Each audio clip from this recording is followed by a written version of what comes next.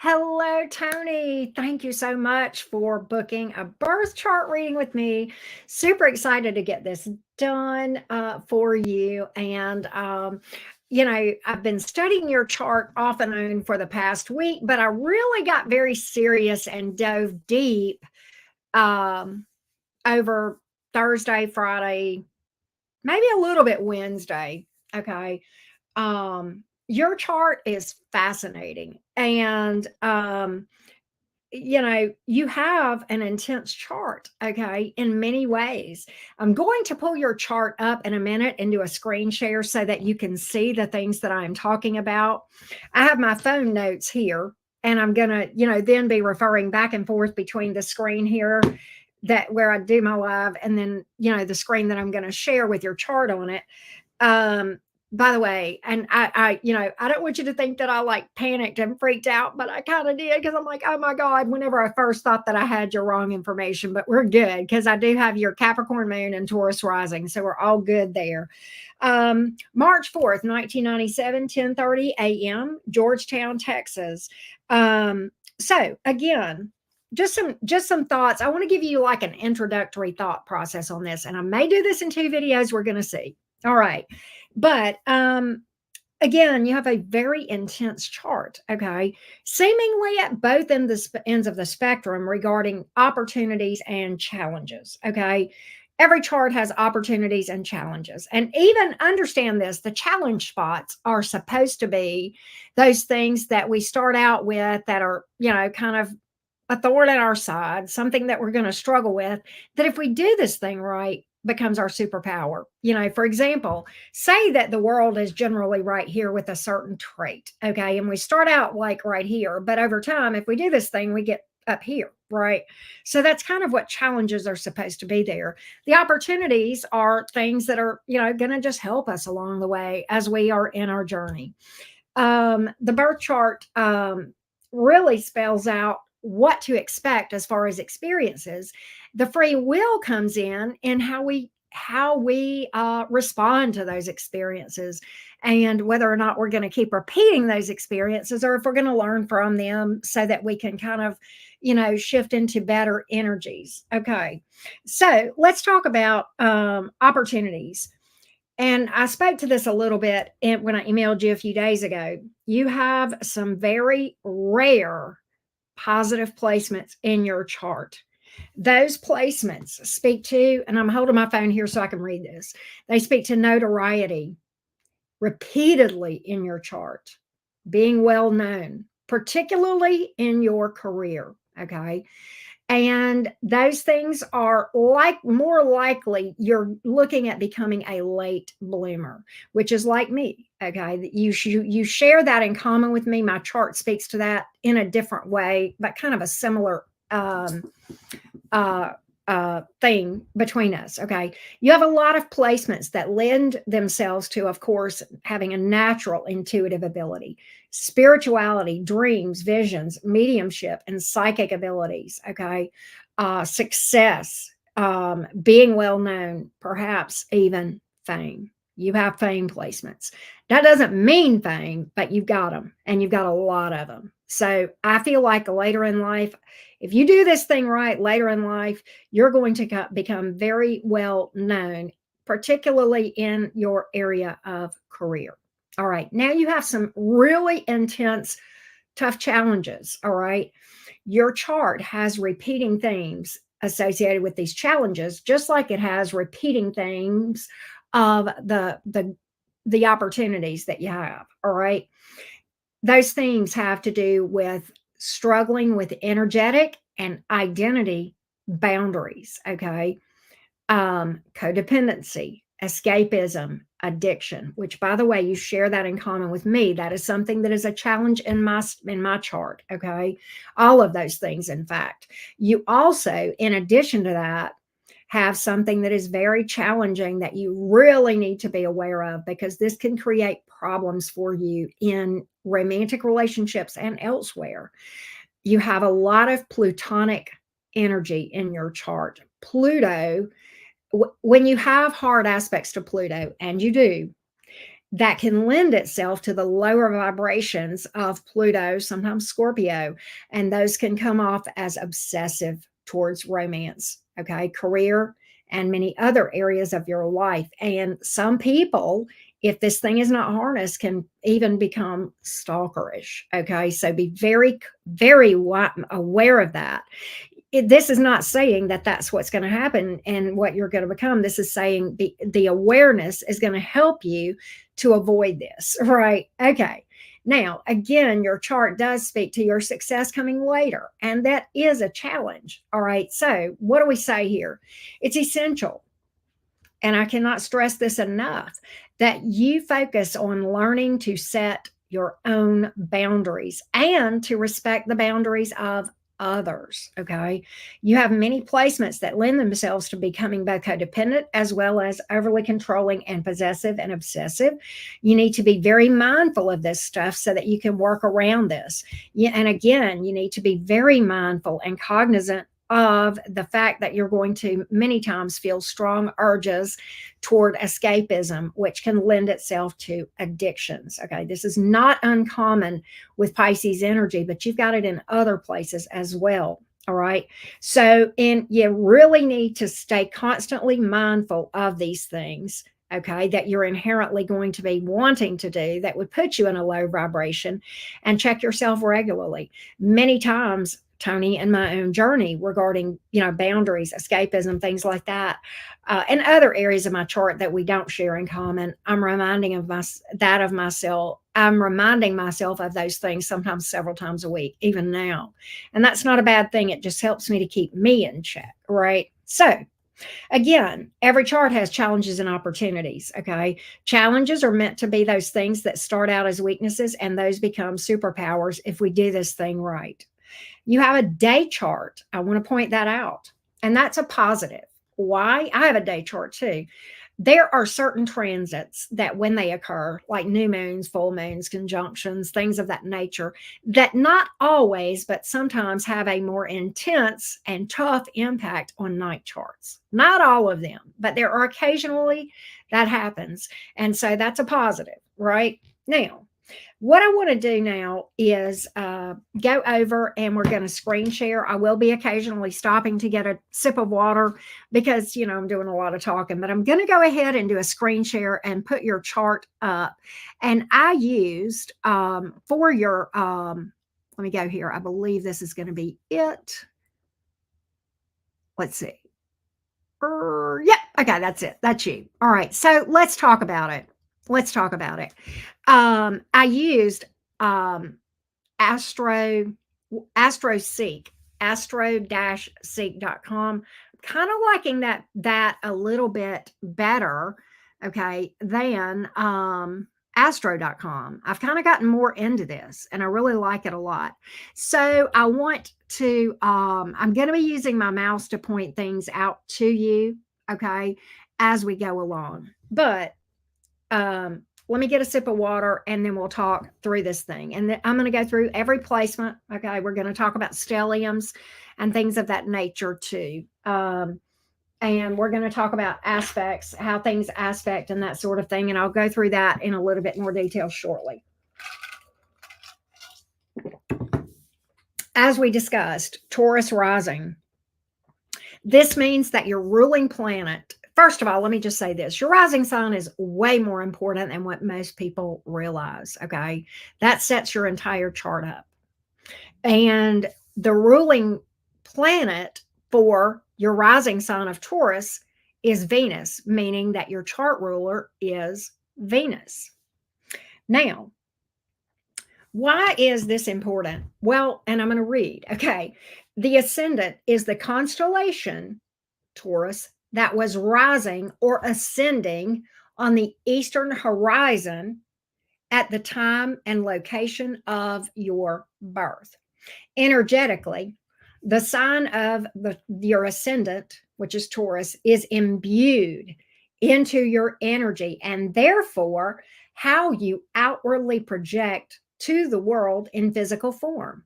People will see you as likely very Taurian, okay?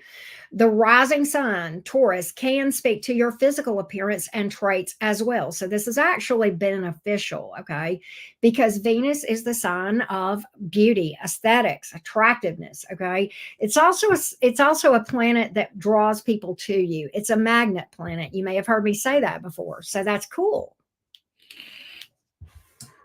Um, it's how you show up to the world and speaks to your lasting impression and legacy to the world.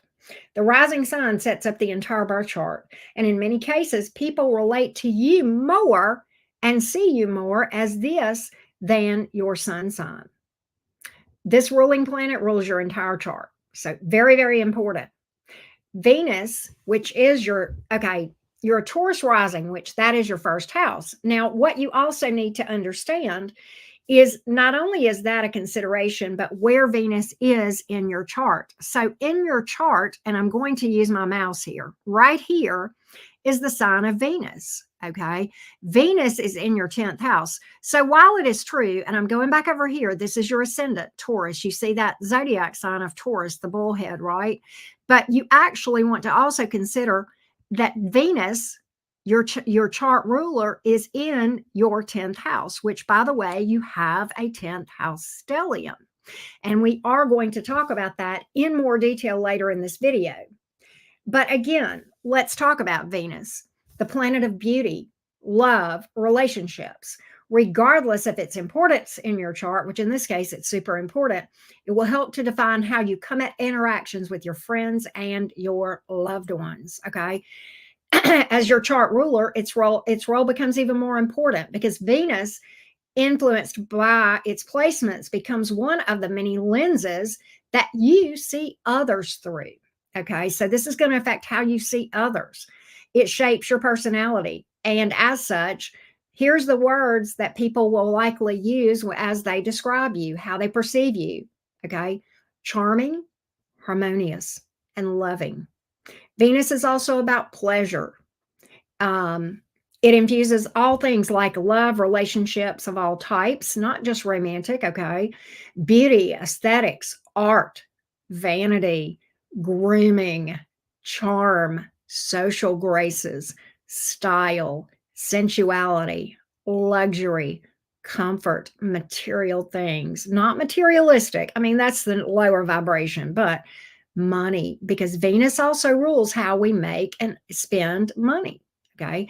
Peace and harmony and kindness. Venus is a lovely, lovely planet. Okay. Venus is my daughter's chart ruler. Venus is just grace, just refinement, class, but not pompous, not arrogant, just confident. Okay. People with Venus in your 10th house. Okay. So let's talk about the fact that it's in your 10th house. People will perceive you as dependable, cool headed, practical, mature, hardworking, patient, self sufficient, and a self starter. Beautiful. People will perceive you as a person who perceives the good in everyone. Okay. Even when others can't see it. People will see you as artistic, creative, devoted, giving, affectionate. You'll crave a spiritual aspect to all the relationships that you have. And there's other parts of your chart that speak to that too, but you'll value connecting with others greatly. Your struggle, this is a struggle point. This is one of those challenges, will be losing yourself in relationships. And thus, as I've said earlier, it becomes very important to establish boundaries of who I am and who you are, maintaining your own sense of self and identity in not just romantic relationships, but relationships and connections with others. Okay.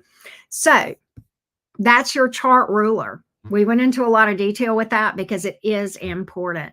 Now we are going to talk about your sun sign, Pisces. Okay. And we're going to talk about that. So let's go over to Pisces. Where you go, Pisces? There we are. All right. Pisces sun is right here at 14 degrees of the sign of Pisces. Okay. See that red dot right there. Okay. That is where Pisces is. You are a second decan Pisces. So that is important because you get just a little bit of Cancer energy in here. And we're going to go back to, but mostly, yes, Pisces. All right. Now, let's talk about this. Your sun sign is a part of, you also have an 11th house stellium. We are going to go very deep into both that 10th and 11th house stellium. That's very, very important. Okay. But for now, we are going to talk about just the sun in the 11th house and Pisces. All right. Now, let's talk about it, Tony. All right. As a Pisces sun, having a Pisces sun, there's a tendency for you to get into helping professions like mental health, end of life care, right? Hospice type stuff, or even energy healing, okay? Spirituality. Your symbol is two fish tied together, symbolizing the fluidity of your identity. Watery, watery, watery. Typically, someone born under the sign is deeply sensitive and naturally intuitive. You are tuned into the unseen dimensions. Many times you can see things that others can't see, right? Pisces is associated with water, giving your personality an otherworldliness quality. Okay. Pisces is overwhelmed sometimes by emotions and sometimes searches for a way out through a creative means, which would be a healthy way. Okay. Such as poetry, okay, metaphysics and dance. But sometimes that overwhelming energy can lend itself to an urge for, again, escapism, i.e. addiction. Bear in mind, addiction isn't always substance abuse. It can be scrolling mindlessly for hours. It can be video games. It can be shopping. It can be another person even, okay? And we have that energy in other areas that is influenced by Pluto in your chart. So very, very strong energies as far as becoming like obsessed with people in your life. Okay. So Pisces is co-ruled by Jupiter and Neptune. Jupiter represents Pisces' need for mind expansion and spiritual seeking. Neptune represents dreams. Okay. Now, the struggles associated with that Pisces placement, escapism and becoming overly optimistic. Escapism we talked about, right? You see, here's the reason that Pisces struggles so much. You see the world, you know how the world should look. You know how people should be, yet you see what it is. And that difference between what it could be and what you see, that's so very ugly sometimes, right? That creates that urge for the escapism and the unhealthy coping mechanisms, uh, such as, addictions, right? And in order to have to avoid seeing the ugly in the world, okay? And sometimes in other people.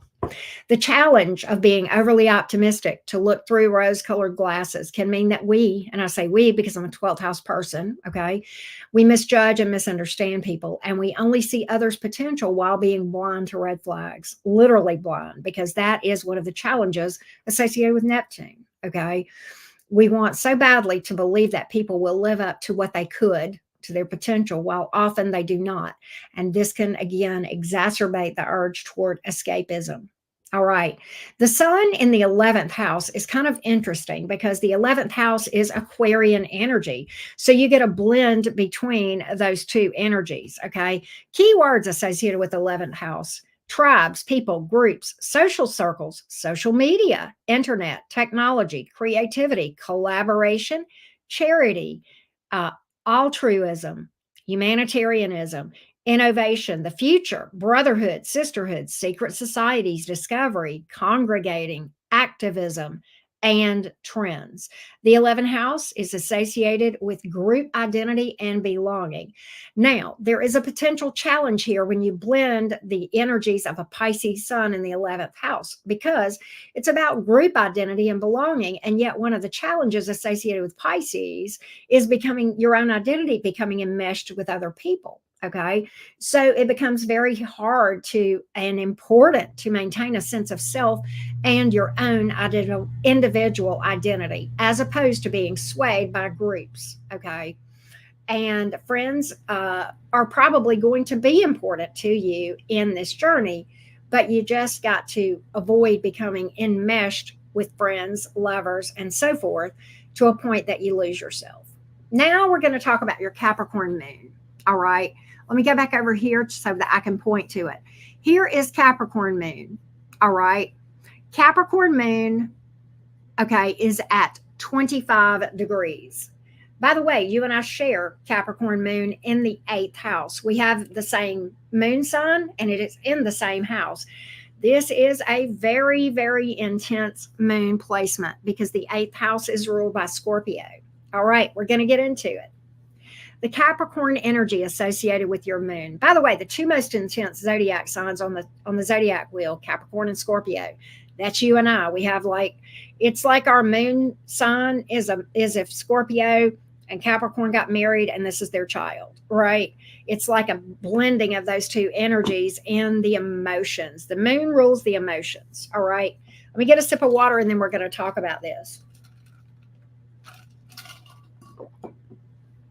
Your Capricorn energy in the moon makes you pragmatic, analytical, and deeply contemplative. It's likely you set very high standards for yourself, sometimes too much, and sometimes strive toward perfectionism in everything you do. You have a tendency to see things from a realistic yet spiritual perspective because of that scorpionic influence, right? The moon sign here is likened to a grounded mystic, particularly again with this placement being in the eighth house, Scorpio energy, right? Capricorn moons can be moody. You prefer sarcasm and realism to blind optimism. So this actually is very much in contrast with your sun sign of Pisces, okay? Because of these two placements, you would like to have blind optimism, but you actually feel more comfortable when you can focus on reality. That's therein where you find, okay, I can deal with this. It may be tough, but at least I'm seeing the truth and I'm being realistic here. So this realistic energy is what gives you comfort. And while you love the sometimes blinding optimism associated with that Pisces sun, coming back to reality feels like coming home. Very comforting. As a Capricorn moon, you likely had to grow up too fast. And as a young child, were saddled with the feeling that you had to repress your own emotions and perhaps even take responsibility for doing your part to help others in dealing with their emotions. Okay. Capricorn moon children have usually much more placed on them than is healthy for a child of their age. Okay. There's often challenging situations involving parents, particularly the mother, but not always. And it could be that you felt that you had to become a high achiever in order to gain the approval of one or both parents. And you may have experienced more criticism than praise. As such, even today, it is likely that your internal dialogue with yourself can be very harsh. You can be very critical of yourself and have very unrealistic expectations, especially towards achievements, success, and productivity. The interesting thing that's going on in your chart, and I'm going to go back over here and point this out to you. Here is your moon sign again. All right. Over here is Saturn. All right. You have a loose square between moon and Saturn. Why is that important? All right. In your moon sign. Because Saturn usually represents paternal or fatherly energy in a chart. Okay. Not always, but definitely the more dominant parent. Okay. Now, it gives you a serious self-controlled nature. Okay. But having that square can cause you relationship problems, social awkwardness, maybe even shy, loneliness. The degree to which you suffer these emotionally challenging conditions depends significantly on, again, your early childhood. The more conflicted and unhappy you were as a child, the more likely you will deal with things like depression, feelings of rejection, or guilt as an adult. And again, usually one or both parents in your childhood failed to make a healthy emotional connection with you, which would leave you feeling abandoned, rejected, maybe ugly, unloved, unlovable. Seeing this placement in one's own chart, because of my own experience with this placement, as well as my research. By the way, I share that square with you that I just talked about, that square between Saturn and the moon. That's a hard aspect. That's tough. Okay. So when I see you and I have a lot of similarities in our moon placement, okay? But to me, when I see a person that has a Capricorn moon, particularly in the eighth house, and then exacerbated more so by that Saturn square, it's as if you're saying, I would say, tell me you had childhood trauma without telling me you had childhood trauma. As a Capricorn moon, it becomes very important to learn to give yourself grace, to avoid workaholism, avoid associating your value as a person with how much you achieve or how much you get done and how productive you are. In order to nurture yourself, it is very important to balance work, play, spirituality, and rest. You will have a tendency to work, okay?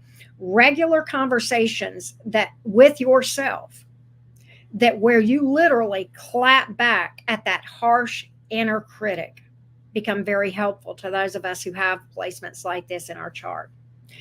Okay, so let's talk about the eighth house energy here associated with your moon. This gives you an added sense of intensity to this placement, but in a different way. Keep in mind that the most intense signs, again, is Capricorn and Scorpio. All right, you have a blending of those energies in the way that you regulate your emotions. Okay, Capricorn moon in the eighth is inherently dark in nature. That is not to be confused with evil. Okay, and I have actually discussed this at more length of why dark doesn't mean evil in another member live stream. I don't know if you caught that or not, but that does not what that means. Dark energy, if I turn the lights off in this room, the properties are not going to change energetically. It's just that you don't see as much, right? So there's a mystery about that means, all right? The eighth house, it's associated with death, rebirth, secrets, mystery, the macabre, the occult, things that are taboo, sex, shared finances, shared resources, legacies, taxes, debt, uncovering trauma, shadow work, right? Healing and psychology. Without question, the eighth house is perhaps the least understood of all the zodiac houses and most mysterious. It is almost always associated with working through emotional trauma. This is a tough placement. The eighth house, and not the 12th, is the one that is associated with psychic abilities.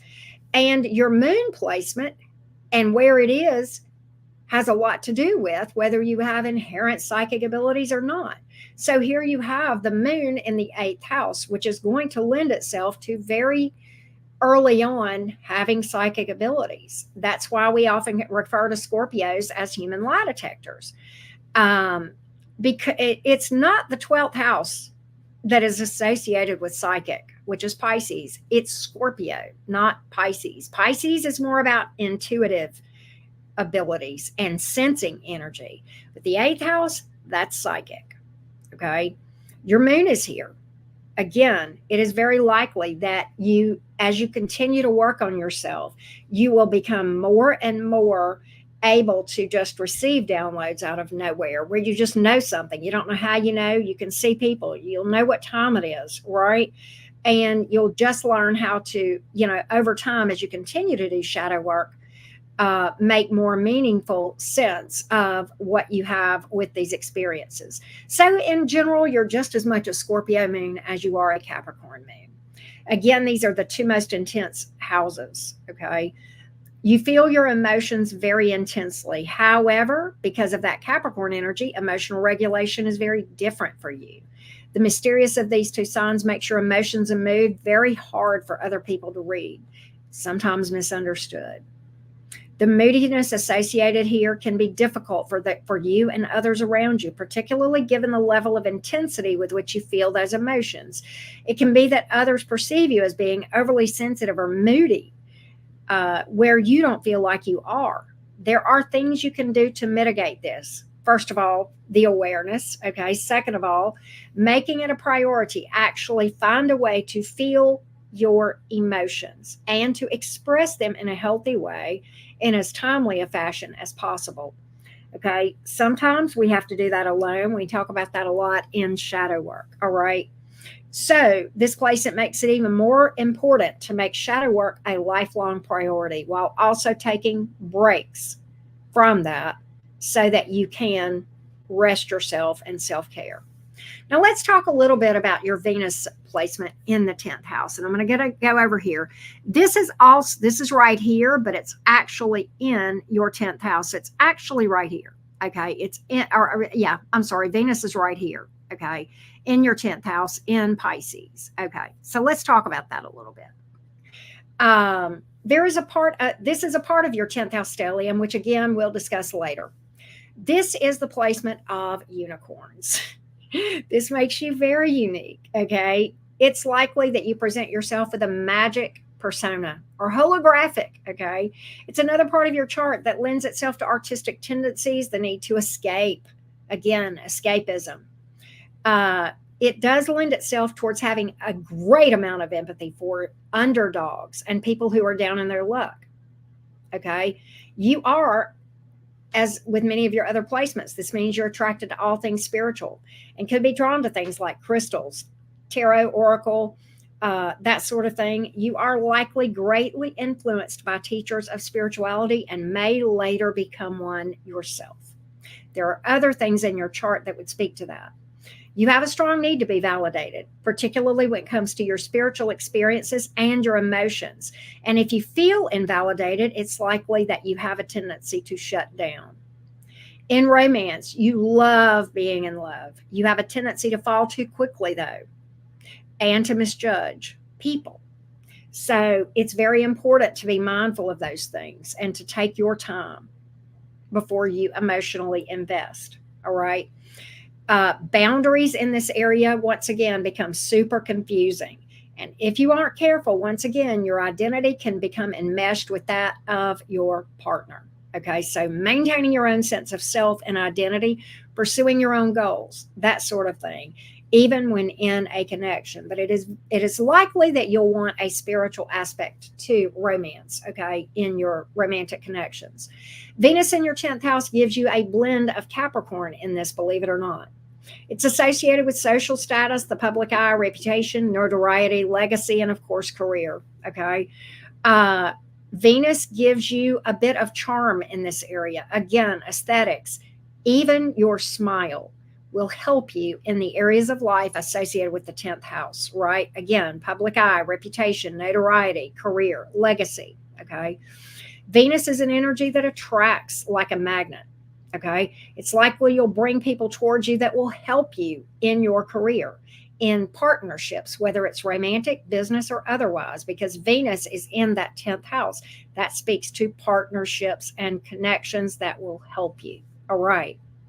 It's likely that when you do achieve success, that we're going to talk about a great deal when we talk about this 10th and 11th house stellium, that will, of course, because of the Saturnian influence that we will talk about later, that will be later.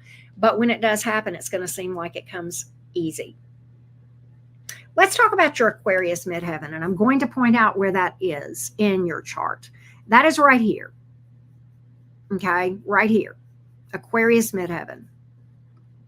Let me get a sip of water, and then we're going to talk about your Aquarius midheaven. I don't know if you're aware of this, Tony. The midheaven has to do with your career. Now, having an Aquarius midheaven, you have to understand the energies of Aquarius ruling planet Uranus. It is very sporadic, very erratic. All right. So early on in life, it is likely that you may experience a lot of sudden ups and downs in career. And you may change careers several times in your life. Your career will be associated with going against the mainstream. That's going to be a central theme. Probably. You will likely be the eternal seeker in your career path. It's likely that you are going to be drawn to cutting edge technology, the ultimate goal being helping humanity move forward. This midheaven is ruled by both Uranus and Saturn. The Saturnian influence speaks to being all over the place in your career path. I'm sorry, the Uranian influence is going to speak to being all over the place in your career path before finally landing to where you feel like you were supposed to be later in life. And that is where Saturn comes in, right? Later in life, that's Saturn. Okay. And that is likely when you will experience your greatest success. You have other things in your chart that speak to that as well, later in life and great success. Okay. You likely will enjoy working with others as long as they respect your individuality. One of the challenges of this midheaven is ignoring feedback and constructive criticism and being rebellious just for the sake of being rebellious. Be mindful of that because you don't want to wreck yourself, right? You enjoy breaking rules, but just make sure that you have a viable alternative that's going to work for you. You can be somewhat of an anarchist, okay? The negative of this is being known as aggressive or possibly even breaking the law, okay? This midheaven loves everything associated with technology and cutting edge. It's excellent for things like engineering, computer science, technology, internet, and even teaching. It also can be good for psychology. Remember, your moon is in the eighth house, and the eighth house rules psychology, right? I had to point that out. Sociology, even politics sometimes. It's likely that you will be drawn to volunteering or working in the nonprofit sector, all things humanitarianism, right? Advocacy, things of that nature, right? It's likely you will dislike authority. Often these people with this midheaven end up working for themselves. So, very interesting. Let's talk about your north node and south node for just a minute. All right. And I'm going to go back over here and show you. All right. So over in Virgo, right here on the edge is your north node. It's in your fifth house. Okay. And then right across from it, and that is always the case, at 28 degrees of Pisces, which is actually right here in the 11th house. Okay. All right. Is your south node. These are very important placements. Okay. With Virgo North Node in the fifth house, you have to Virgo like a Leo because the fifth house is Leo. So these energies are outside of your comfort zone. Yeah, always. Your North Node energies are going to be outside of your comfort zone. Yet, at the same time, you'll have an unquenchable thirst for these that is only satisfied when you embrace the energies of your North Node, both the sign and the house. And when you do that, you'll have this sense of accomplishment and a knowing, if you will, that you are on the right path. Okay. Pisces South Node in the 11th house means that you have some natural skills from early in life that you're kind of born with regarding spirituality because of the Pisces influence and in working with groups because of the fact that it's in the 11th house. Okay. These are the skills that you can actually use to propel you with regard to going forward in the areas of Virgo and Leo. All right. You're innately spiritual because of that, the strong suits associated with your South Node. And you are looking, though, to create a sense of routine and ritual in the spiritual and the mundane, giving you a somewhat practical approach to soul development. Once again, you find yourself at a placement where boundaries are so both challenging and important to learn in this lifetime, particularly around your spirituality, your identity, and in areas of giving and receiving, because that has to do with that sixth house of Virgo energy. Okay. You may find that you attract work and relationships where you feel inadequate. Therefore, you might have this energy of trying to overcompensate to make yourself invaluable to people. And you need to avoid overdoing and overgiving. Here's how you can help yourself. When you are giving of yourself, check your motives. Are you doing things to make people like you, to make yourself invaluable to people, to make yourself needed by others? Or are you doing things without expectation, not hoping to gain favor in the eyes of other people? This is the elements that are going to differentiate codependency. And that is a struggle with this North and South Node placement. The fifth house, it's associated with creativity, sexuality, inner child, children, The reason all of these things come together in the fifth house is due to the fact that all of them are related or creating something outside of oneself. Creativity brings forth something new and imaginative. Having your north node in this house means that you are charged with embracing your creativity, your sexuality, and the playfulness associated with your inner child. Your Pisces placements will help you with this quest because Pisces again brings creativity to the mix, and your Capricorn moon will present a bit of a challenge here. Neptune. You have Neptune at 29 degrees Capricorn in the ninth house. Okay. We'll go over here and we'll point this out to you. Neptune right here, 29 degrees Capricorn in the ninth house. All right. Now, let me get a sip of water and we'll talk about that real briefly. Neptune, in general, anytime you have a planet that is at 29 degrees of a sign, bear in mind, Tony, there's only 30 degrees in a sign, in a zodiac sign. So you're right there on the edge of Capricorn with Neptune. That's important. And that puts extra emphasis on that planet. And in this case, because it's at the 29th degree, you can have a difficult time harnessing the energy of that planet, Neptune. And part of your lesson in this life is to learn how to master that planet or point. Okay.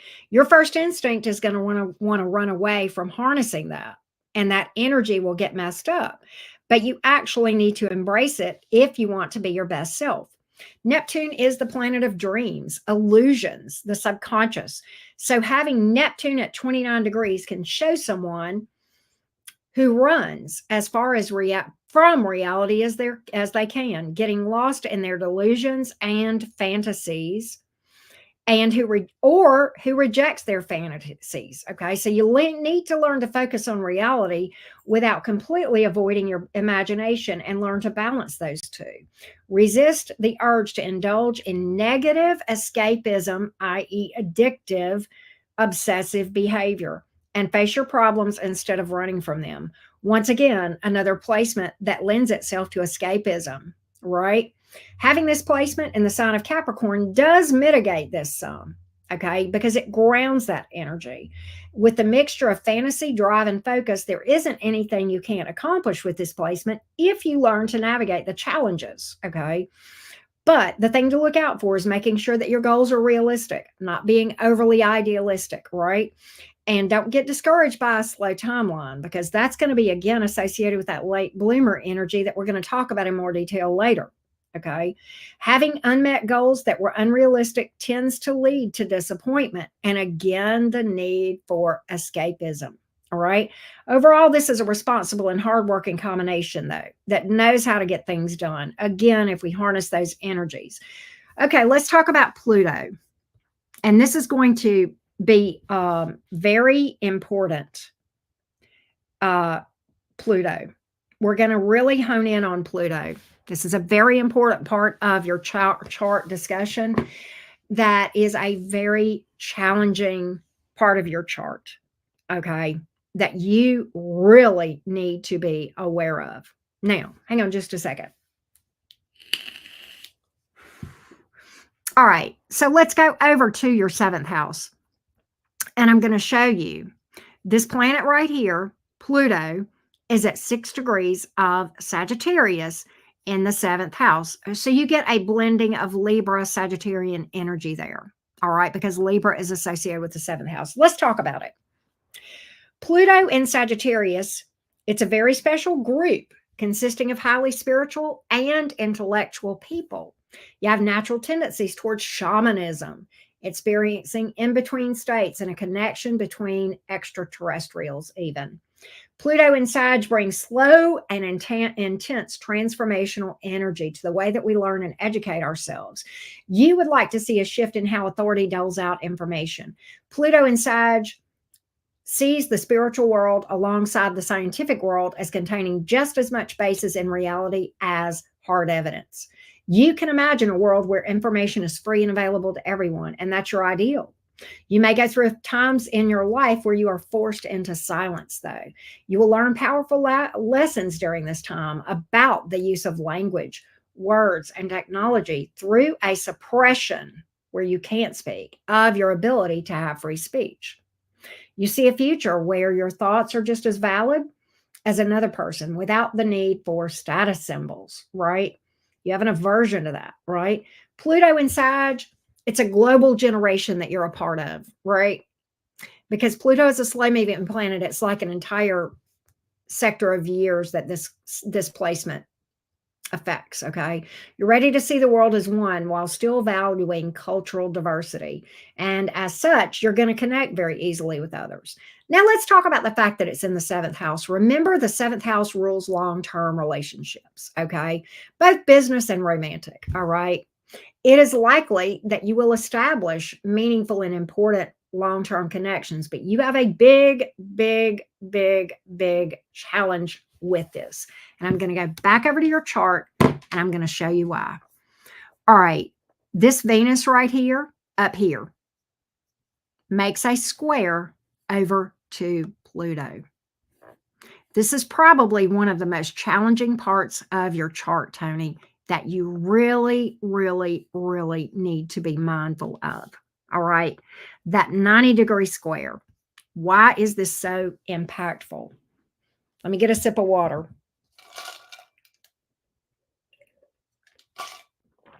Venus square Pluto complicates your close relationships, particularly romance, because of the intensity of your feelings.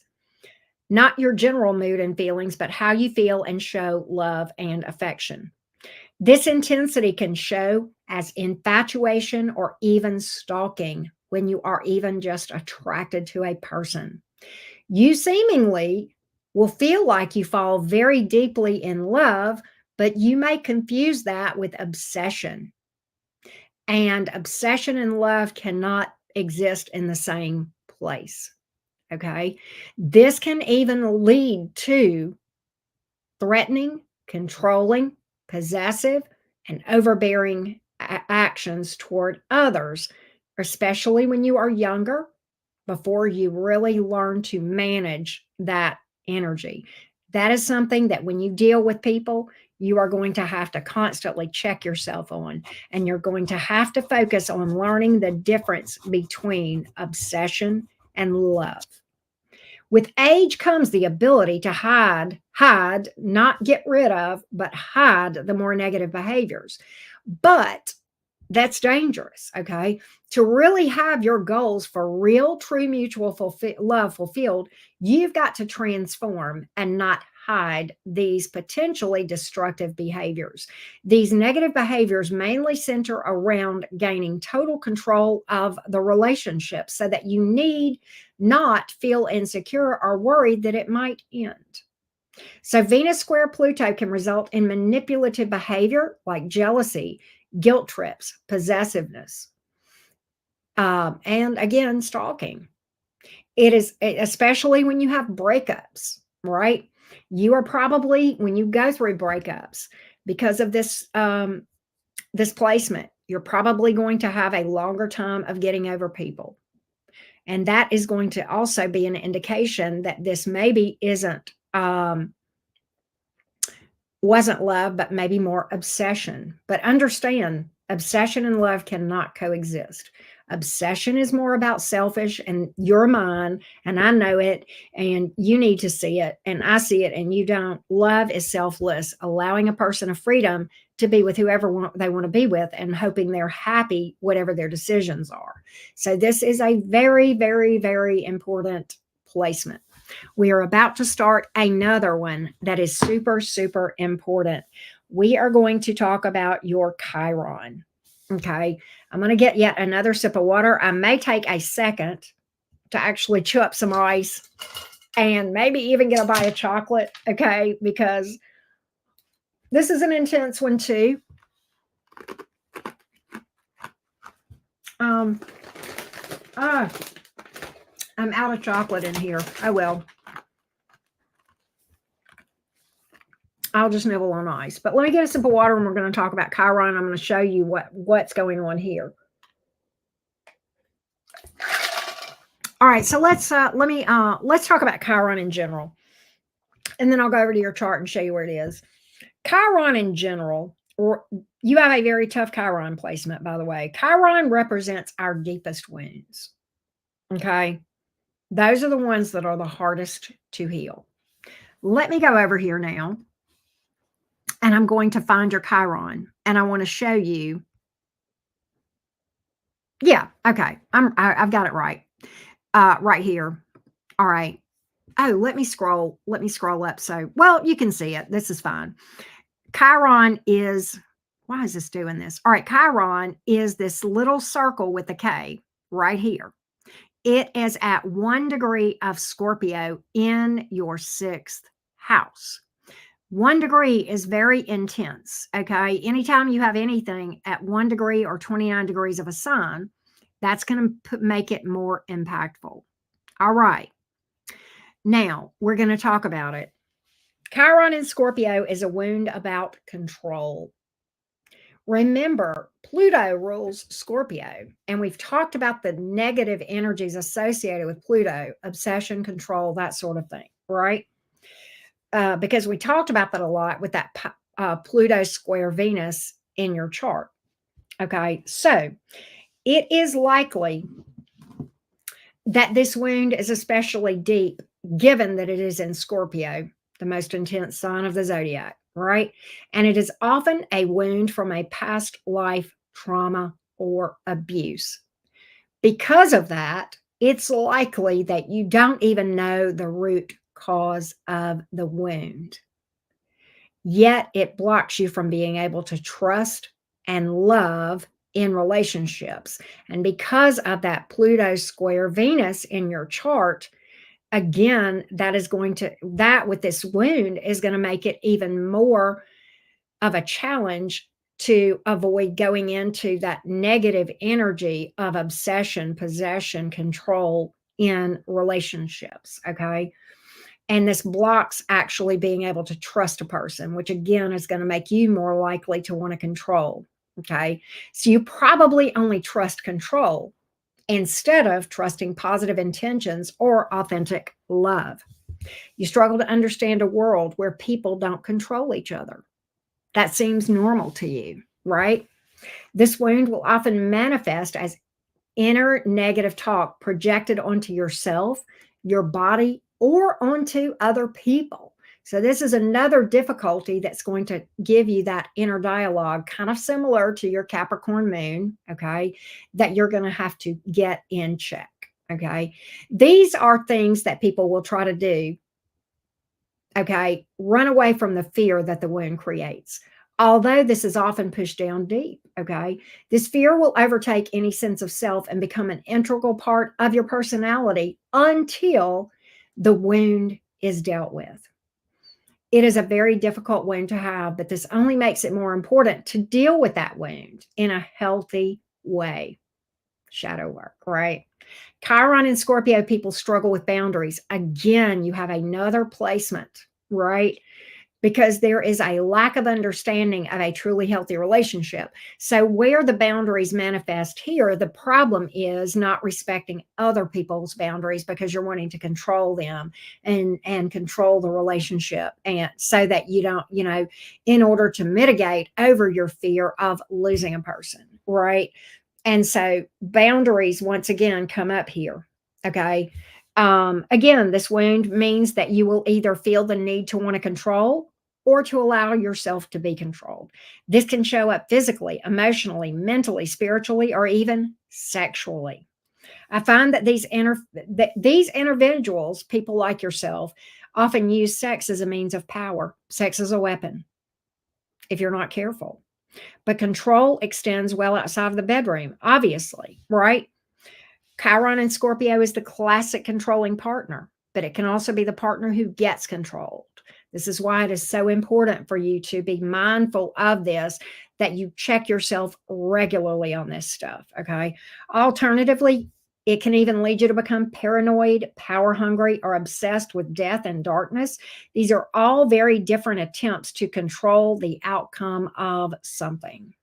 There is always some area of your life where you feel like you want to control or give up control. This is going to be a constant tug of war for you. We can learn more about how this happens by looking at the house. Okay. And this is in the sixth house. So this is likely how this wound showed up in your life to begin with. This is the area of your physical health, fitness, eating habits, daily routines, service to others, and our dutiful nature toward others. Okay. It could be this house can rule work routine, coworkers, job, pets, and employees. Overall, this house is associated with our quest for service to others. So it is likely in an area associated with those listed above. I could even see a person with this wound being prostituted out at a young age. I mean, this is a very, very tough wound. Okay. I'm not saying that happened. I'm just saying that this is the type of thing that you would see a person with Chiron in the sixth, possibly, their wound, possibly. There's a number of different ways that can manifest, right? But it's hard for you to believe and trust at all. You've been hurt so badly in a past life that these beliefs and traumas have followed you for lifetimes. It's almost impossible, but not totally. Okay. Let's see here. Almost, yeah, to let your emotional walls down because of the deep fear within them. The inherent challenge here is trust issues. And because they're associated with a past life, it's so repressed that you'll struggle to understand why you have these trust issues. So the things that I talked about may have even happened in a past life to a person that they're totally not aware of them. So to mitigate this wound, try to balance both the feminine and masculine energies within. All of us have those, right? Trust issues are associated with the need to protect yourself. And this occurs when the masculine overpowers the feminine energy within. So work to allow yourself to be able to open up and be vulnerable within healthy boundaries. Okay. Chiron is trine Mercury in your chart, and that does help mitigate this. That's a supportive and harmonious alignment. Okay, between the deepest wounds and the planet of communication and intellect. So this suggests that both embracing and working through your emotional wounds can enhance your ability to express yourself and communicate. And I know you've talked about challenges with that. This is going to give you a unique ability to understand and articulate your emotional wounds once you finally harness this. Okay, you may be drawn to professions that involve communication late in life. Writing, teaching, counseling, therapy, right? Writing, speaking, all of those things can, otherwise express your thoughts and feelings, and that can be a powerful healing tool, okay? Venus is also trine your Chiron, and this is a beneficial placement, placement, okay? In that you are drawn to relationships, it can be a push-pull because you're drawn to relationships, but you also fear them. You instinctively and unconsciously know that healing is done through relationships, but also sense that it can be painful. Therein lies the fear. This is essential. This makes it essential to heal this wound. Love and partnerships are vessels to finally alter your wound for good. But be careful that you don't depend on somebody else to fix you. It's easy to look for healing in someone else and ignore that which is within you.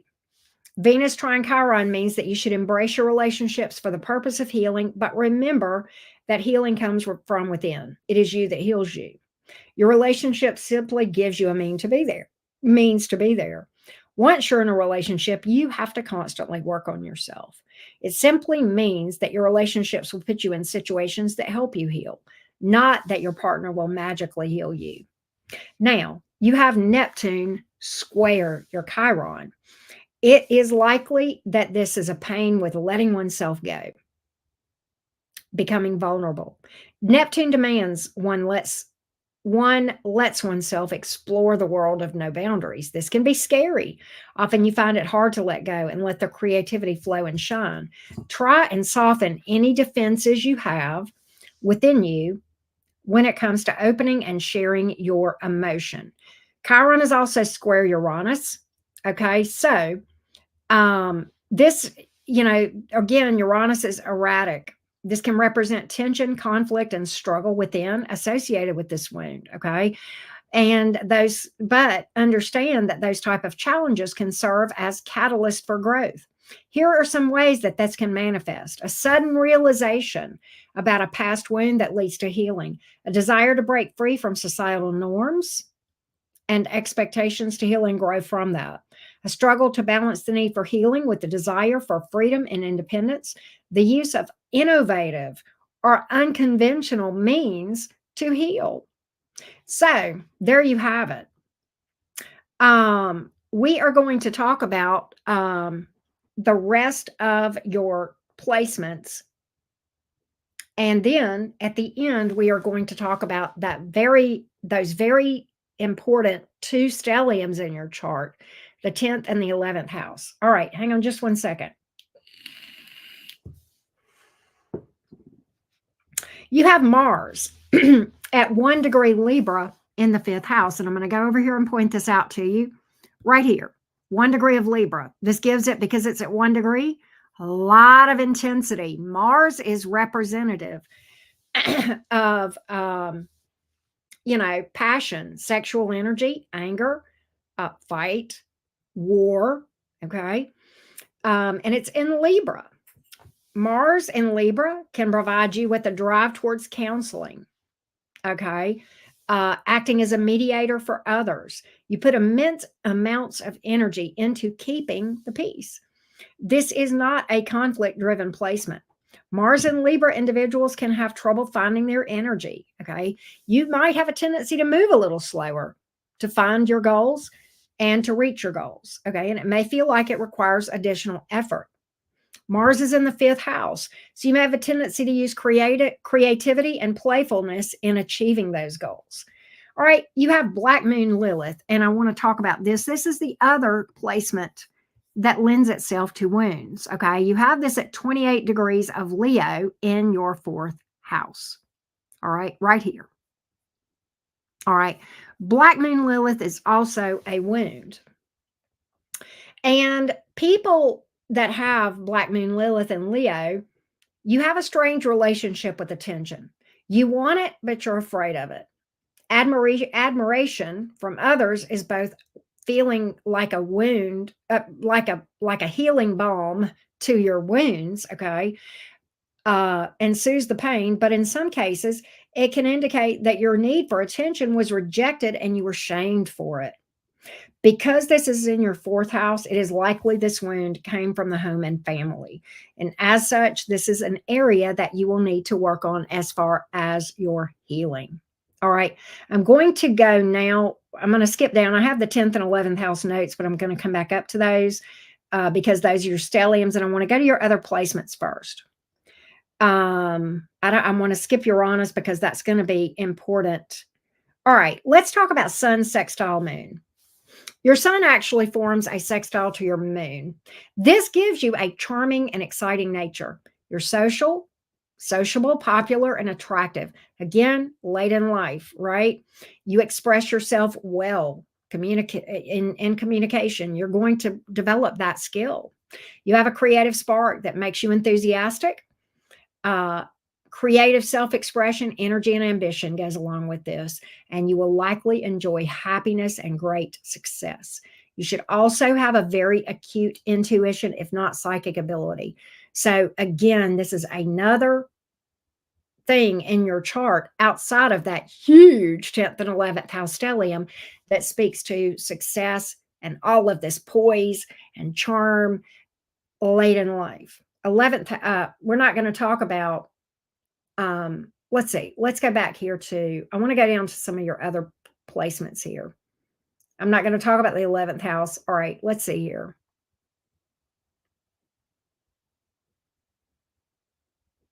I have a lot of notes about that. I may do a whole separate part too, just to cover those two stelliums.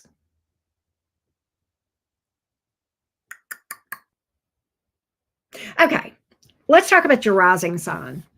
Your ascendant is trine to Mars. Mars trine ascendant gives you courage and strong willpower. Direct and assertive, but also non-threatening. Again, that smooth charm, right? People like your no nonsense approach and find you very attractive. This is the aspect of a sex symbol. Hello. High self esteem means your ego does not need approval, but seems to come your way.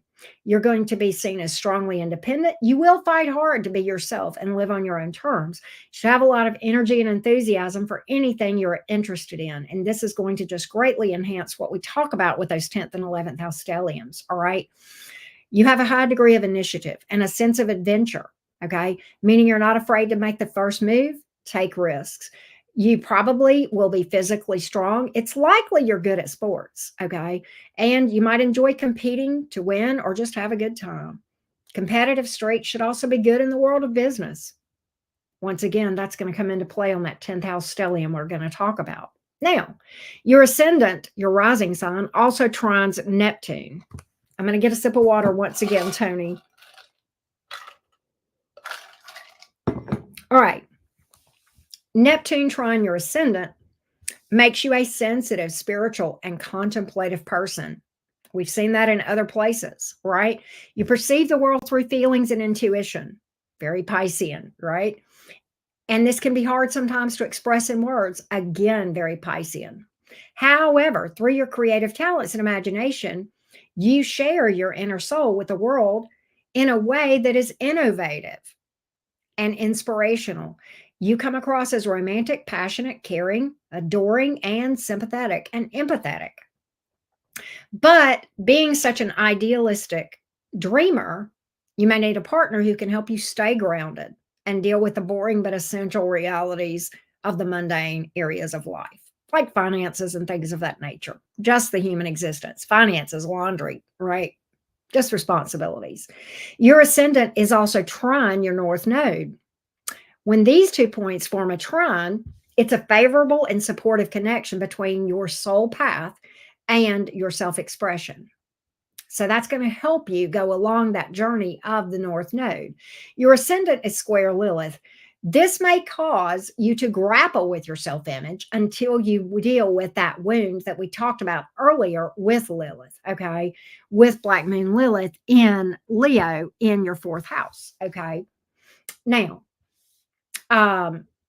you may feel a disconnect between your inner self and the persona that you project out. You may have a strong desire to reconcile these differences, okay? But despite these challenges, this presents opportunities for deep transformation and personal growth. It encourages you to confront your shadows and to integrate them. Again, shadow work, right? Leading to a more authentic and fulfilling life. Your North Node is conjunct Mars, okay? Mars North Node conjunction in your chart is very favorable because this gives you a lot of passion and drive and stamina to accomplish your goals. Okay. And it speaks to resiliency and the ability to come back. Your North Node is also trine Neptune. And this gives you a natural gift, again, for spiritual insight, intuitive understanding, and the manifestation of dreams and visions. This is like a celestial alignment, okay? And it will have a profound impact on your life, if not already. It will shape your spiritual journey and influence your life purpose. Now, I want to go back and talk about the pure magic of your chart. And that is in your 10th and 11th house. Finally, right? An hour and 10 minutes in. I believe I want to talk about the 11th house first. And I believe that's how I've got this ordered. And there's a reason I want to order it the 11th before we talk about the 10th. Let me go back here. Let me make sure. No, I think I did talk about the 10th first. Well, okay. Let me see where your sun is. Your sun is in the 11th house. Let me go back. Hold on just a minute. I'm finding my notes, Tony. Hold on one second. I'm looking for. Let me just double check here.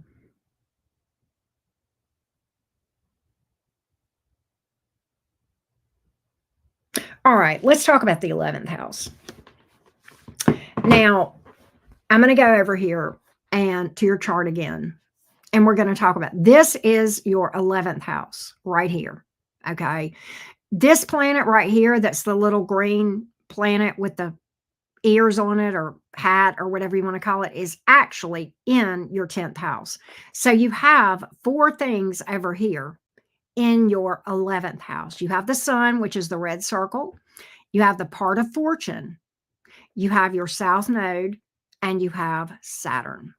All right. Those, some of those are in Pisces. Okay. And your Saturn is actually in Aries, but it is still in your 11th house because, you have this crossover, right? Now, let's get to it and let's talk about the 11th house.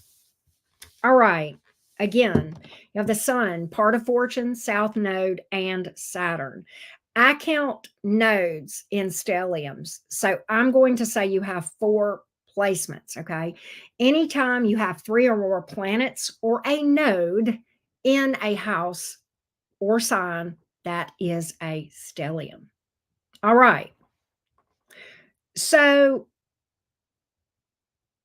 the other thing that is interesting in this thing, your sun is actually loosely conjunct Venus over in your 10th house. So this is important because it's almost like, even though Venus, that little green one that we were talking about earlier, is in your 10th house, there's still some influence of Venus over in your 11th house. Okay.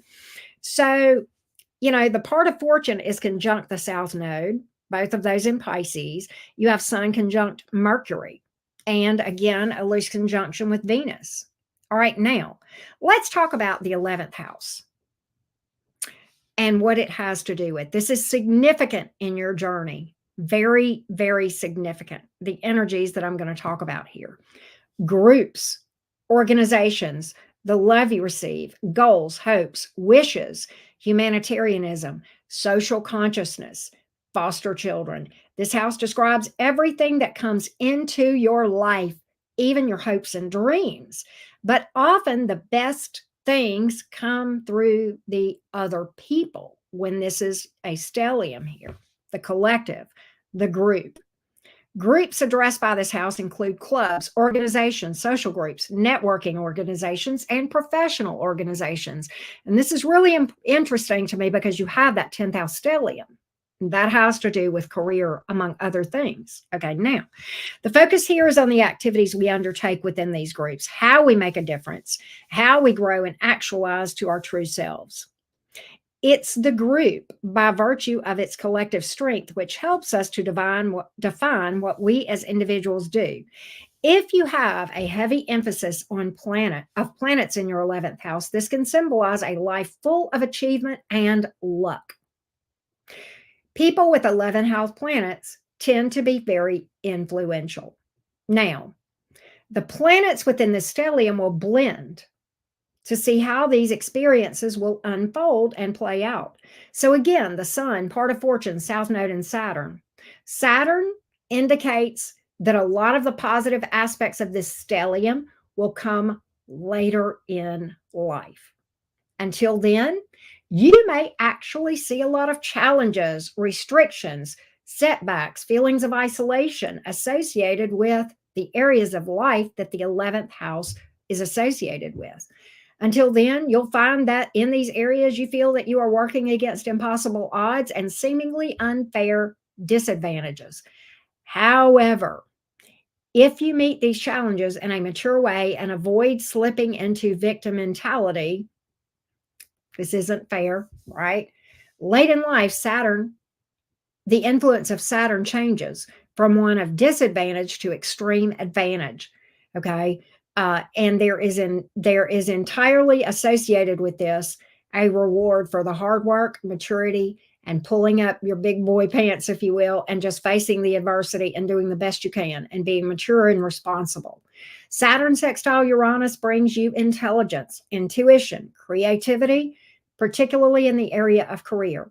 Having the South Node in this house means that your skills that are inherent with this South Node, okay, Pisces, 11th house, are going to assist you in navigating the areas associated with this house. The part of fortune is also in the 11th house Oh my motherfucking God. People would kill for this, Tony. The part of fortune here, that's your good luck charm. The part of fortune here is a fascinating placement. It's the house of hopes and wishes, and the house which shows everything that comes into your life. The 11th house is all about the support you get from the universe. You get lucky easily with this placement if you tap into that part of fortune. With your part of fortune in the 11th house, you have a unique attitude, which is very valuable. It's like your personal pot of gold. When you're aligned with the qualities represented by your part of fortune, you have the potential to turn your dreams into reality and fulfill your wishes.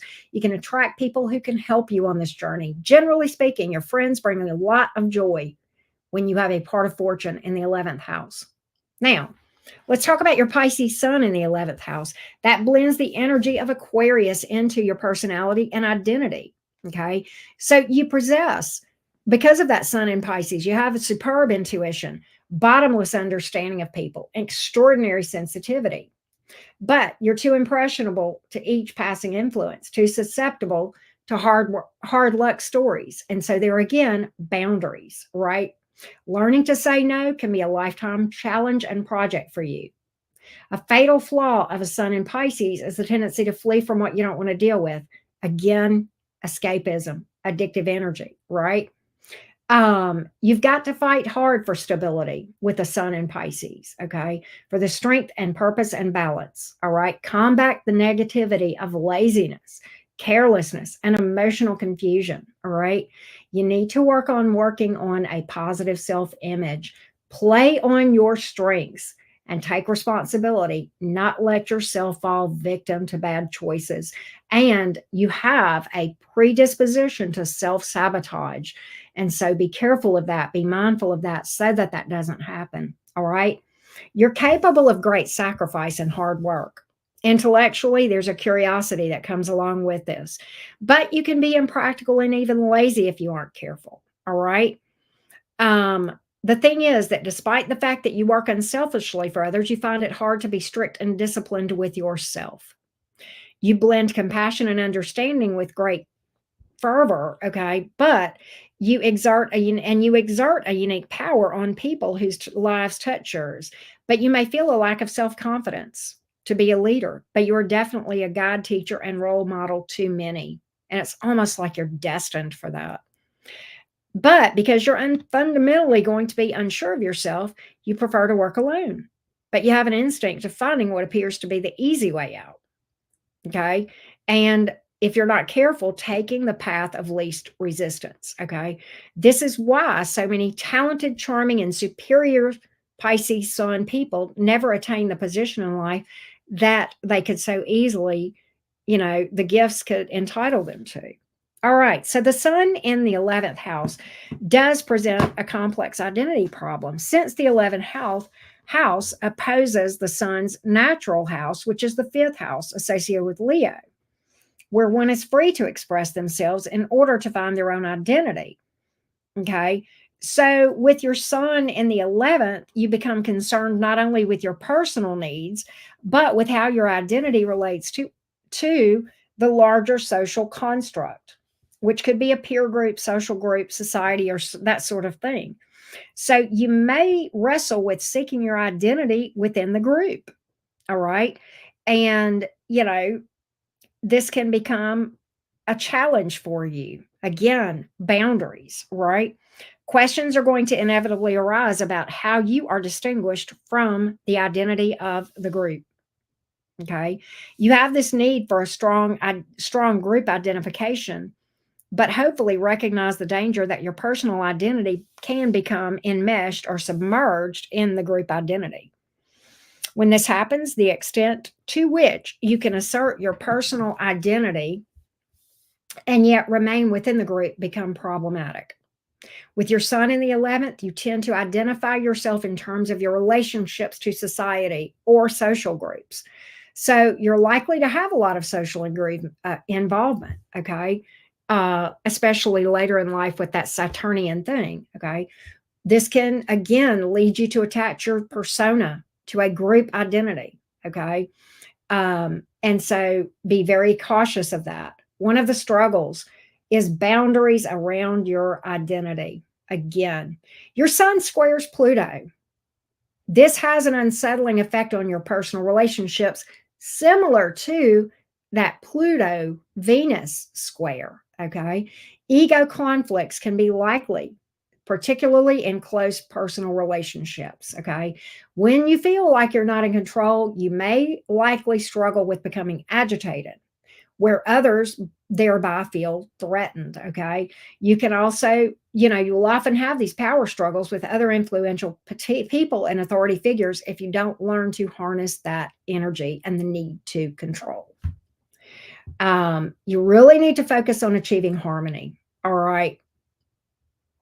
Until this transformation to a more relaxed attitude comes, this can cause crises or journeys into the underworld, the darker sides of life, fascinations, fears of the dark, death, losing control, right? Those sorts of things.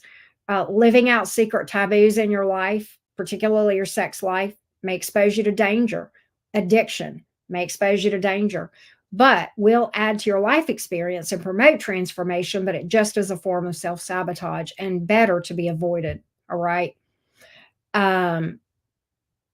You have to remember that you need not sacrifice success in life. Okay. You can channel your intensity into determination and hard work.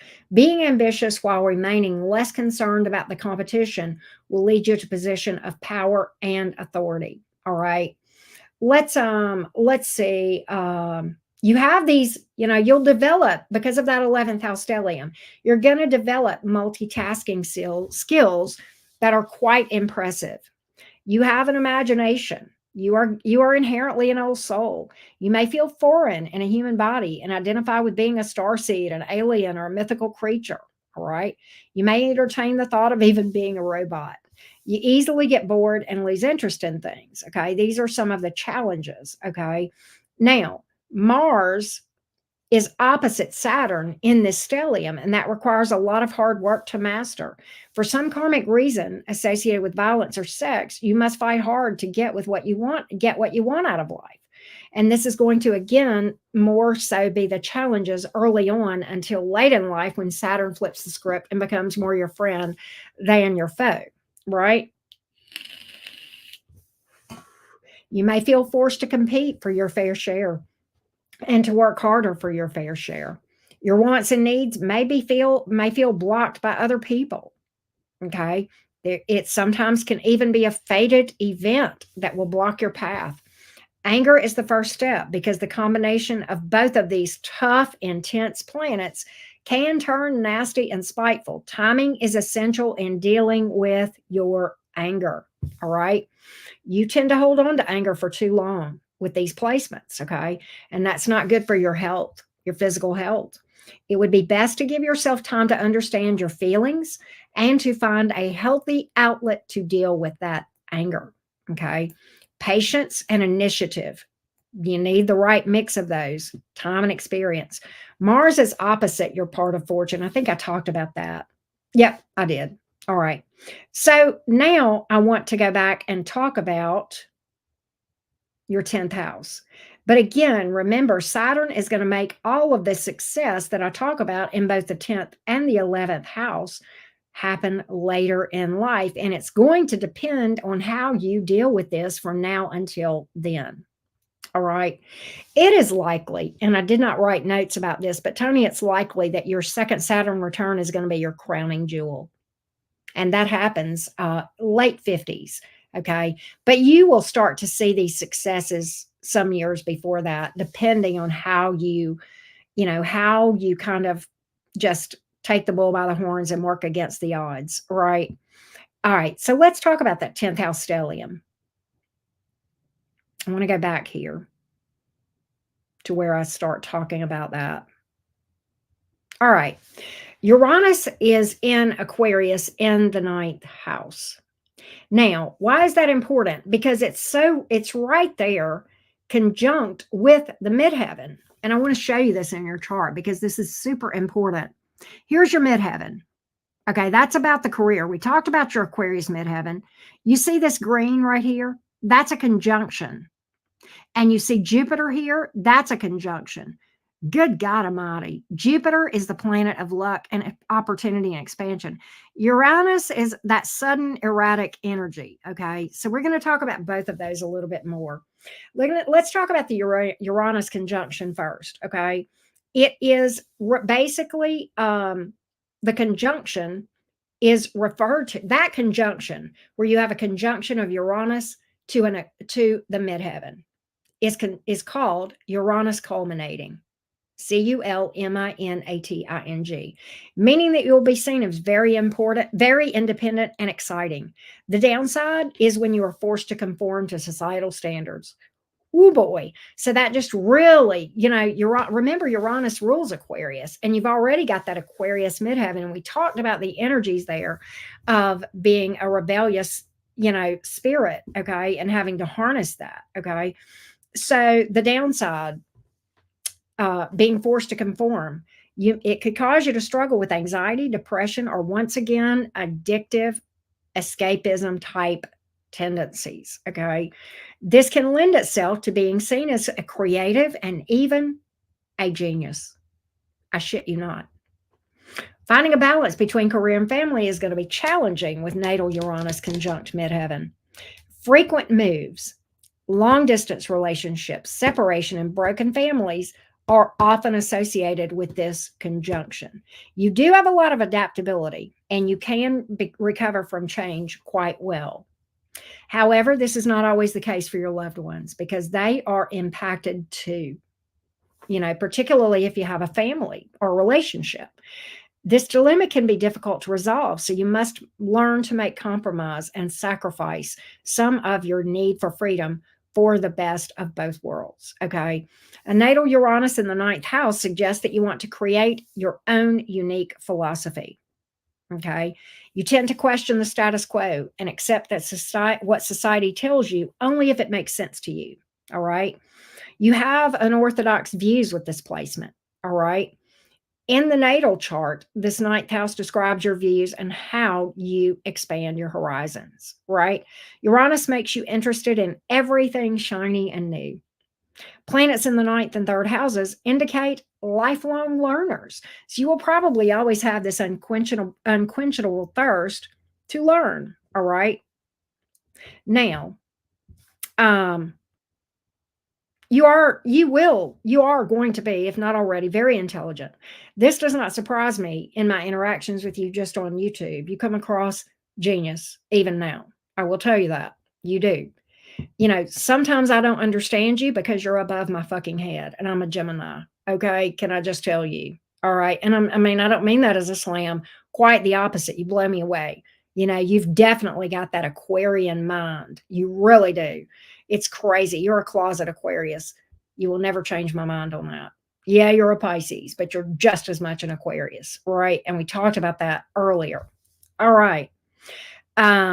So because this conjunction to your midheaven and to other planets in this stellium, this 10th house stellium, and I just realized I have a typo here.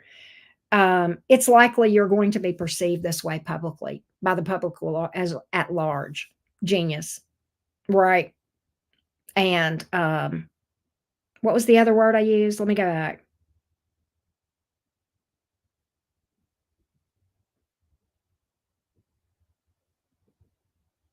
I don't know what I said, but I know I used the word genius. Lifelong, intelligence, right? All right, so Pluto sextile Uranus. It's an aspect that brings together the energies of transformation and innovation, right? And I want to go back over to this 10th house. I want to look at that a little bit more. So you have this 10th house stellium. All right, Jupiter here, Jupiter on the midheaven. We're going to talk about that more too. Jupiter, as I said, the planet of luck, opportunity, expansion. It blesses everything it touches. I mean, your career path, Tony, is just fucking fated for success with all of these placements. Okay. And then you have Venus here and you have Mercury here. Okay. I know I have more notes on this. Just give me a minute. I want to go down a little bit more.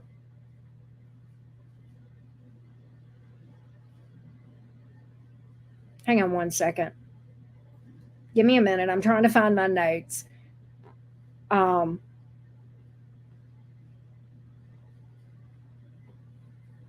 so we have Jupiter in that stellium, by the way. You have Jupiter, Venus, and Mercury. And Venus and Mercury are conjunct. Okay. This means that your communication is going to be out fucking standing. Okay. I'm looking for my notes about this stuff though. Give me just a minute. I remember reading this. Okay. Hang on one second. Give me a second.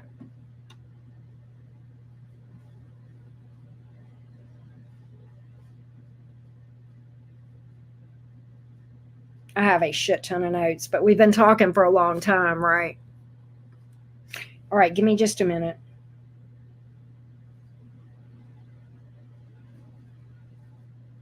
Okay. No, that's not where I was looking. Well, okay.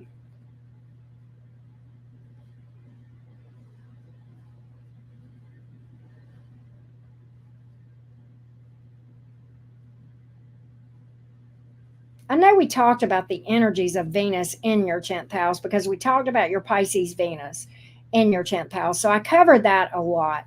But the fact that it is conjunct Mercury makes you a smooth communicator. And that's how you are going to be perceived by the public. Let's go back over here and I'll show you.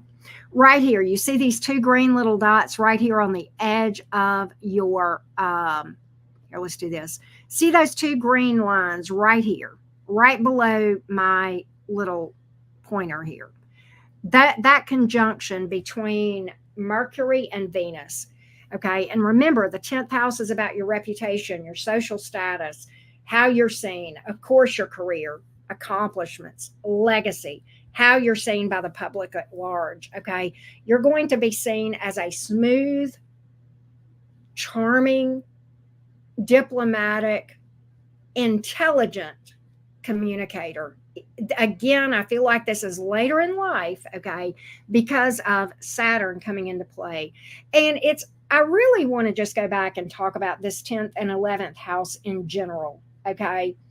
10th and 11th house in general, all right, are, you've got the 10th house of social status, reputation, career, achievements, okay? The legacy you leave behind. And then the 11th house is, the public at large, the collective. It's like in your chart, Tony, this is almost, even though it's in two different houses, they're so related to each other as far as how they impact you. You might as well say you have one big stellium that represents all of this because of the way this whole thing interacts. Okay. It's just insane. Now, I want to go back to this and talk about Saturn. Again, this is going to be late in life. Some of these things that are your crowning glory, this smooth communicator, this lucky stuff over here in your career, your midheaven, your part of fortune, your sun, okay, and the skills associated with your south node, all right, that's going to be late in life. And see, the other thing that makes this late in life is over here, this Uranian influence right here, because the Uranian conjunction, again, speaks to a lot of erratic, unpredictable career changes until you settle down and mature. Saturn speaks to this stuff being challenge spots and really going the opposite of everything that I've described until you hit later in life. Okay. And if you continue to do your shadow work, Tony, and you work on this stuff is going to be out fucking standing. Again, you're part of fortune, your lucky charm here. Right. But Venus conjunct Mercury, that's that smooth communication. Think Libra. Think the charm, the diplomacy, the ability to peacekeep, the ability to see things from multiple sides and to communicate that. Okay. It's just insane the level of skill and finesse and charm that would go along with that conjunction in the 10th and 11th house area. It's just insane to me. It's just insane. I want to go back again to this Pluto stuff. And again, we have that square to Venus right here, okay, right, and to the sun, all right, right over there. Be mindful of that stuff, that control, allowing yourself to be controlled or to control others. Codependency, obsession. Those are going to be your biggest challenge points. Remember what we talked about with Chiron in Scorpio. This is going to be very, very important for you to heal these issues. And I'm going to scroll up just a little bit so you can see it. Let me scroll up with that Black Moon and Lilith right here. Those are your really important things. And remember, again, North Node, that's where you're going. South Node, that's where you're coming from, but bringing with it a lot of inherent skills associated with it, okay? So, and remember that Moon in Capricorn, it's just like being a Scorpio moon. That's another key takeaway from this thing, all right? Is there anything else that I want to just go back over? Mars opposite Saturn right here. Again, that power struggle and dealing with anger in an appropriate way rather than repressing. And there is going to be times that you're going to be driven to do things and yet feel like you're held down from doing them.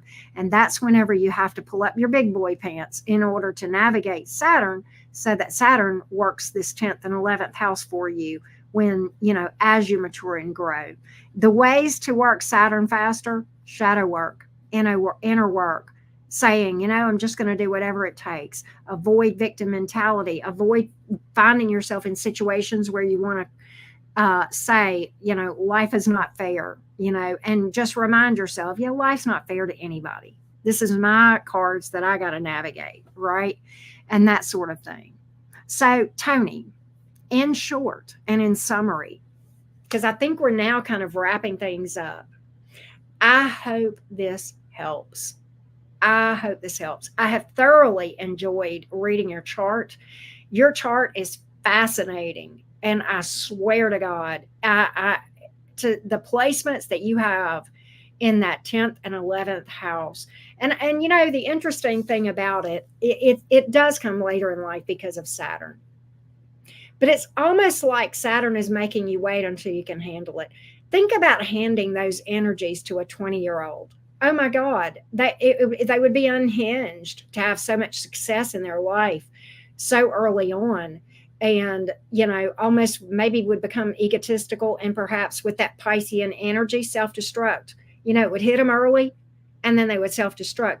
But this is almost like Saturn is giving you an opportunity to grow up and really mature before Saturn hands you the golden key, right? That pot of gold, if you will. So I hope this helps you, Tony. Thank you so, so much for trusting me to book a reading with you. I greatly appreciate you. And I hope this has been helpful for you. In general, things I would encourage you to study. 11th house stellium. Here's going to be your Google points. Okay, your Google points. And let me go over here.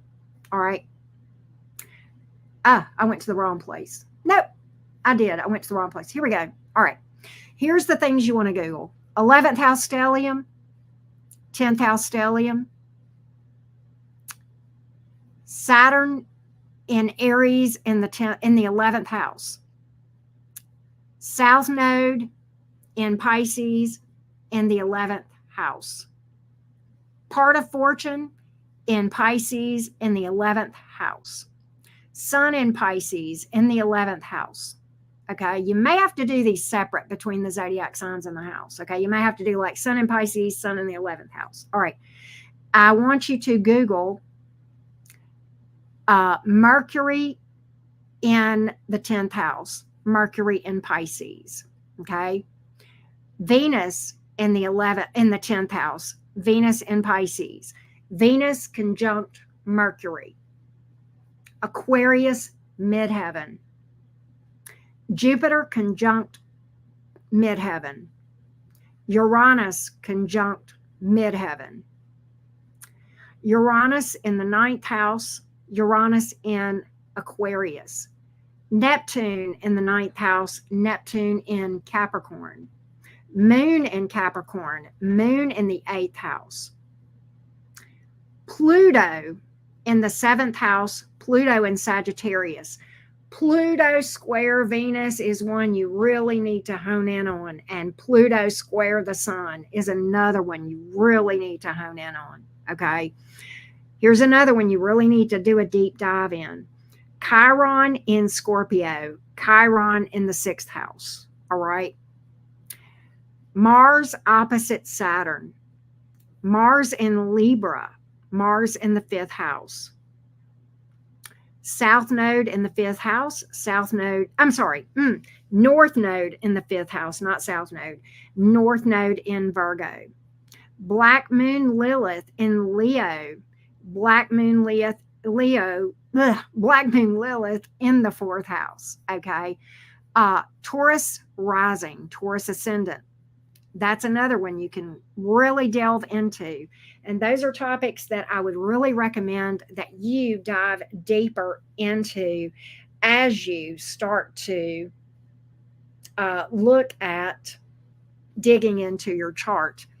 I know that this new moon in Pisces occurs, I believe, at 19 degrees Pisces, if I remember correctly. I don't know if I still have my notes on that. Yep, I do. 19 degrees Pisces. So this is going to be, it's not going to really conjunct anything. It's going to loosely conjunct your sun and your part of fortune. Okay. Within the next day, some astrologers would say that when that moon crosses over your part of fortune right here, which would be within 24 hours of that new moon, okay, when it peaks, because it's going to peak right here, okay, and your part of fortune is over here. So it'll be within 12 to 24 hours after that new moon peaks, which is on the 10th at 5 a.m. Eastern, 4 a.m. Central, 2 a.m. Pacific. Some astrologers feel like that's kind of a lucky day, and that happens every 28 days when the moon transits your part of fortune. All right, that's another thing. So that is everything that I can think of that I would look at. And oh, wait, one more thing. This Neptune placement at 29 degrees Capricorn. Look up 29-degree astrology. Okay. And where was it? Okay, Mars at 1 degree here. Okay. Of Libra. I would look up 1 degree Libra, 1 degree Mars, 1 degree astrology, that sort of thing. Same thing with Chiron. I would look that up. It's a little bit harder to find stuff on Chiron, but I believe you can if you try. Okay. All right. So I hope this helps you, Tony. Let me know your feedback. I would love to hear from you. I did a lot of legwork on this and I enjoyed reading your chart. It is chock full of intense, interesting placements. My chart is too, but for very different reasons. I do not have all those fame placements. Okay, I've got some success placements, but I have Saturn in my 10th, so that means that my career success comes later as well, right? But at any rate, I hope this has been helpful for you, Tony. Give me some feedback either through email.